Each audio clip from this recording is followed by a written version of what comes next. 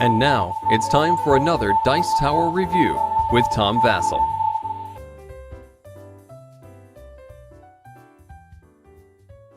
Dungeon Lords was one of the most anticipated games, I think, of 2009. Certainly a lot of people were excited about it, from the CGE, the Czech Games Edition, especially considering the former games by the same designer, Through the Ages, Space Alert, Galaxy Trucker, and all three of those previous games, my top 100 great games. And this game has the theme of where you are controlling the dungeon, thus the name Dungeon Lord, and adventurers are coming to annoy you, and you are preparing. This is the very same plot as the PC game, Dungeon Keeper, a game I thought was pretty funny and fun to play, so I was very much looking forward to this. As I opened the box, looked at the components, and the theme are fantastic. I don't have time to explain to you how the whole game works, but I'll give you a quick overview here. We'll start by looking in the box, and you can see that the game comes with a whole bunch of neat pieces. I really enjoy these little minions. They're little tokens, and you'll be using these to send out on your nefarious missions. And then there's green tokens for food. We got these red tokens. They're for wounds, for blood tokens. Each player has, these are to use to build tunnels. Then you got cards with monsters, you got cards with adventurers, you got cards for different rooms in the castle, you got different tokens, you got your gold pieces, you got your minions here, and then you got your player boards. Let's take a closer look at them. This is the center game board, and basically this shows what Dungeon Lords is at the heart of it. It's a worker placement game, where you will be taking your minions and sending them out to do various deeds. There is a certain way they go out based on cards that you can play, but you're sending them out to gather food. You're sending them out to increase or decrease your evil meter over here. You'll have a token on the side here, and the more evil you get, the better chance a paladin is going to come hunt you down. Or, the nicer you get, well, obviously the weakest adventurers are going to come towards you, because the really good adventurers head towards the person who's most evil. You can have minions dig more tunnels. You can have minions get gold. You can hire more of these little imps to come help you out and dig these tunnels and get you gold. You can buy traps. You can hire these monsters who are just waiting to come and help you out. And you can build more rooms in your dungeon. And all this is done in a certain amount of way, where you're going to, again, like I said, you play these cards. But the artwork on this board is really neat. I really like the detail that they have as you go around, and you see the nice village up here, but underneath you have the minions all the way down to just different workings inside the lair itself. And this is the center board of the game. These are two other main boards. This one's used basically just to put the different monster card piles and the trap piles and the heroes on. This one here will show you what heroes will be adventuring in the different seasons, and depending on your level of evilness, one of these heroes will come to you. This is basically a board that keeps track of the game. But this is the main focus of the game, is each player's personal dungeon, where they keep their treasure, where they keep their food, where they send the little imps off to live when they're not working in the dungeon itself. Over here is the card system, in which players each turn are going to pick 3 cards, which determines where they send their minions. And then after the turn's over, 2 cards move up here, which means you can't use those cards next turn. So many times you won't be able to take the same action on more than one turn in a row. And also there's a place to keep your monsters up here, to keep your trap cards, and eventually you'll have 3 heroes.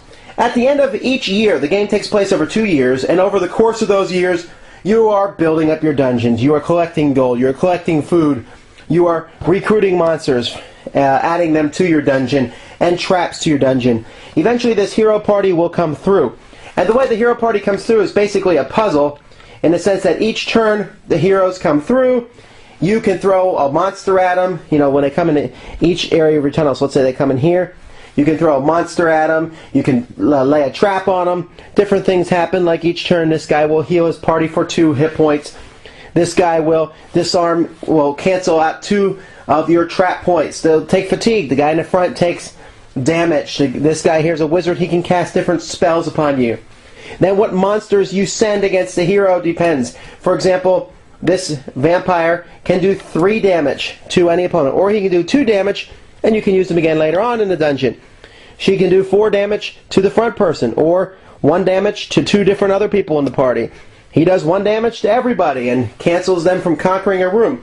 Because what you're trying to do is you're trying to keep these adventurers from slowly conquering your dungeon, whether it be those tunnels or rooms that you've built in your dungeon.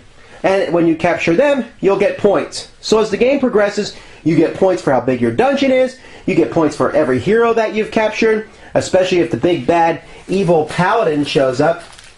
I mean, he can really wreak havoc on you and destroy half your dungeon, but at the same time, if you kill him, he's worth extra points. And you get the points if you have the most tunnels. You get points if you have the most gold.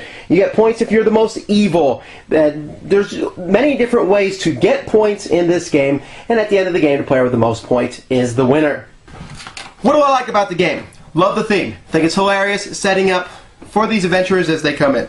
Really, really like the artwork and the components. I like how the board here, the sunny side, here comes the adventurers. Now it's time to fight, using a fighting board on the other side. Even interestingly enough, the boards themselves that you use for your dungeon, on the flip side, they have this sort of practice board in which you can practice with a group of adventurers so you know how combat works itself. The whole game seems to work pretty well. It all fits together, and yet, as a whole, I find myself fairly disappointed with it. Not because it's a game I dislike. It's actually kind of enjoyable, but when I'm done, I'm not very satisfied with how the game turns out. See, each game, you make a certain amount of decisions. You're going to send out 3 minions per season over the course of 4 seasons, so you have 12 decisions. And then when the monsters come through combat, you have a few decisions on which monsters to send, and that's really it. So over the course of the game, you have maybe 24, 25 decisions that you're making throughout the course of the game, and it seems like it's not a few decisions, but at the same time, this is a fairly involved game. It's a 2-hour game usually, and it just seems like there's more bookkeeping and more moving everything around than actually doing anything. And sometimes it's just more about solving a puzzle than it is about actually, stopping adventurers. When the adventurers themselves come through your dungeon and fight, and you use your monsters to fight them, you're sitting there going, okay, if I use him, he'll do 2 points of damage here. And it reminds me of people who play a role-playing game and really max out on numbers rather than just saying, oh, it's a huge goblin, let's fight them. Shut the door. So, I like the game. It's a lot of fun, but doesn't leave me satisfied, so I don't love it. In fact, I'm not sure how often I'm going to play it because it just doesn't seem to deliver on the promise of the theme and such. There are some of the people I played it with have loved it. Other people said, no, some people haven't liked it.